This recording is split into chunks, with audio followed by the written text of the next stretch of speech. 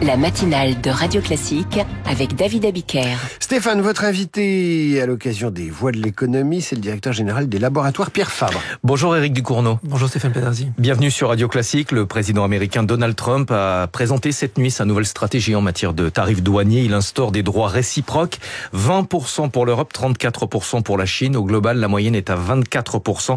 C'est le taux le plus élevé depuis le début du XXe siècle. Est-ce qu'en tant que chef d'entreprise, vous êtes inquiet des conséquences potentielles sur le commerce mondial ?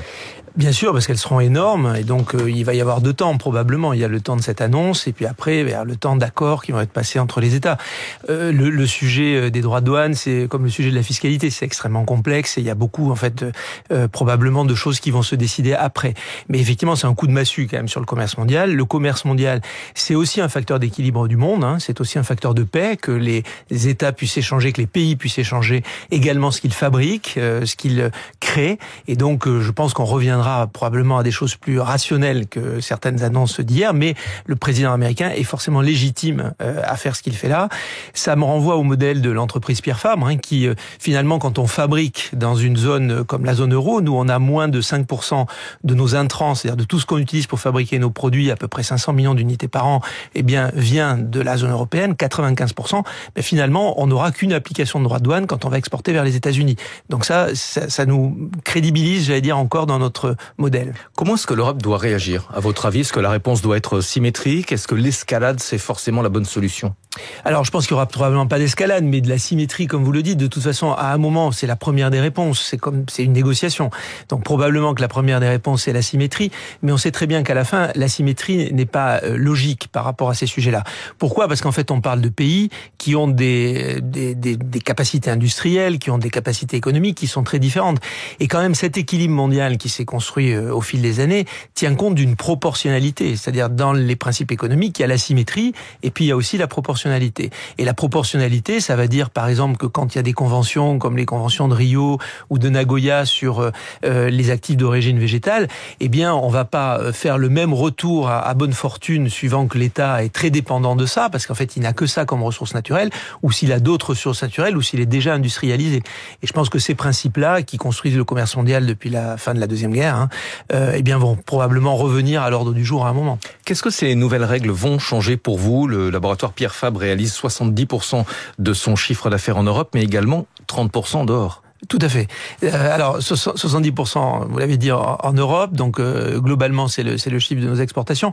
En fait, pour les États-Unis, si on est sur le sujet uniquement américain, ça va nous frapper sur la dermocosmétique. Donc nous y sommes présents avec 3 marques, donc Aven, Chlorane et René Furterer. En revanche, pour le médicament que nous avons aux États-Unis, dont on est en train de faire l'enregistrement, c'est un médicament sous brevet américain fabriqué aux États-Unis. Donc lui, a priori, ne sera pas frappé par quelque taxe que ce soit.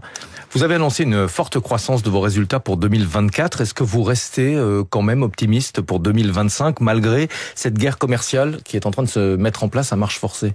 Alors oui, parce que les marchés demeurent dynamiques dans les secteurs dans lesquels nous sommes. Donc la dermocosmétique et le médicament, c'est des croissances qui sont en gros entre 5% par an et 7 à 10% par an. Donc 5 pour le médicament, 7 à 10 pour la dermocosmétique.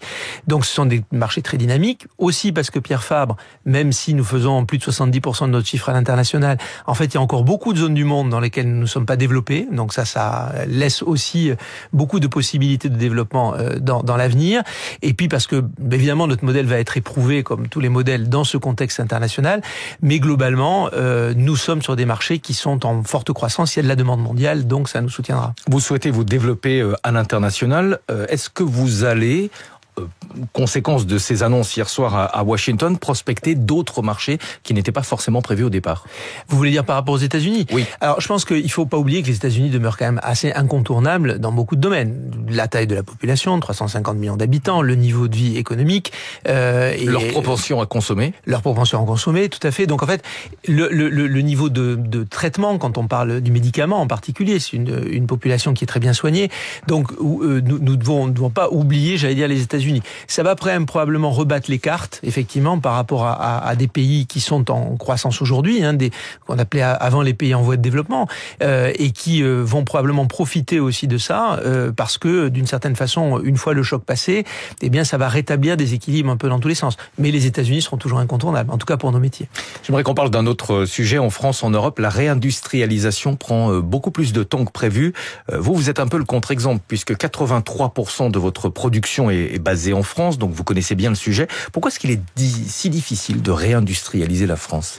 Parce qu'en fait, quand on désindustrialise, comme vous l'avez dit, en fait, il y a toute une chaîne qui se déconstruit. Donc on pense en premier aux usines, bien sûr, mais les usines ne fonctionnent pas toutes seules. D'abord, il leur faut des personnes à l'intérieur, et ça, la formation souvent disparaît quand les usines disparaissent elles-mêmes. Vous avez après une dépendance à l'énergie, donc on l'a bien vu en France, les revirements sur la politique nucléaire ont été quand même assez catastrophiques pour le coût de l'énergie. On est très dépendant de l'énergie dans l'industrie, donc il y a toute une chaîne à reconstruire. Et en fait, elle peut pas se reconstruire en une année. Il faut un minimum de 10 ans pour la reconstruire.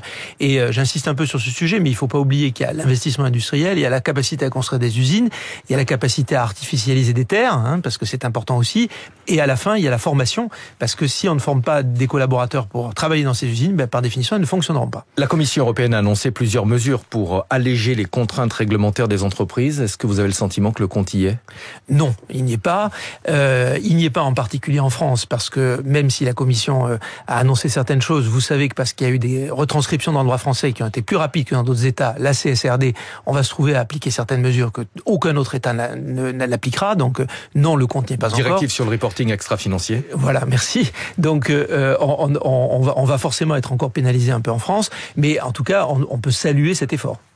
Une dernière question, votre actualité, vous êtes en train de transférer votre siège social à Castres dans un nouveau bâtiment flambant neuf qui est situé au pied de la 69. On a entendu votre entreprise protester contre l'interdiction, le coup d'arrêt donné à ce chantier. Ça soulève quand même la question de l'accès aux infrastructures pour les entreprises qui sont situées dans les zones plus éloignées de Paris. Ou des grandes agglomérations. Oui, parce qu'en fait, on peut pas faire du développement économique sans accès. Et l'accès, il ne peut pas être que ferroviaire ou aérien.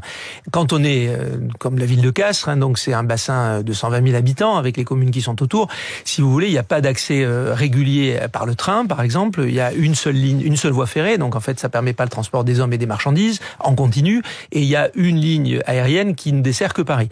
Donc, évidemment, l'autoroute est incontournable. Enfin, en tout cas, la voie routière est incontournable. Et nous, on a appelé nos voeux le fait qu'elle soit réalisée. D'ailleurs, on avait dit qu'il fallait désenclaver Castres, et par tous les moyens. Donc, il y a le ferroviaire et comme le routier ou l'autoroutier. L'État a choisi l'autoroutier.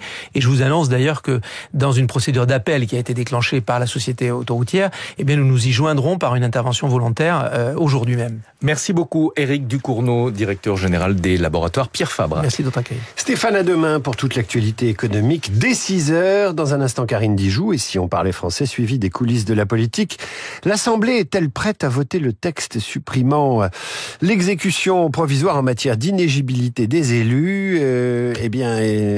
On le saura avec Marcel.